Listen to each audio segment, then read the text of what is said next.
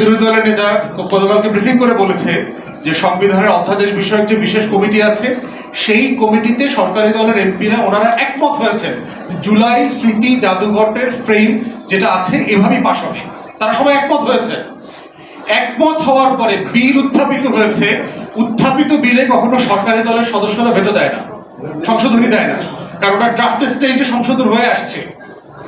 সেইখানে তারা সাম আনিসুর রহমান নামে এক বিএনপির এমপিরে দিয়ে প্রস্তাব দেওয়া ৩-৪টা সংশোধনী করে ফেলছে। মানে সংসদের আবার দেখবেন যখন এটা বিরোধী দলকে দমানোর প্রশ্ন আসে তখন সবাই স্পিকার সাহেব থেকে শুরু করে চিফ হুইপ সবাই বলে না সংসদের কাস্টম আছে, সংসদের এটিকেট আছে, সংসদের এই কনভেনশন আছে, সংসদের এই রুলস অফ বিজনেসের বাইরে আমরা যেতে পারি না। এই সব বোগাস নাপিত বিশেষজ্ঞরা তখন সংবিধান বোঝাবে। আবার যখন তাদের প্রয়োজন হবে নিজের দল দিয়ে মুলতবি প্রস্তাব করাবে, নিজের দল দিয়ে সংশোধন প্রস্তাব করাবে, নিজের দলের লোকদেরকে দিয়ে যেটার বিষয়ে সবাই একমত হয়েছে পক্ষে বিপক্ষে সবাই মিলে আবার সে ওয়াদা ভঙ্গ করবে।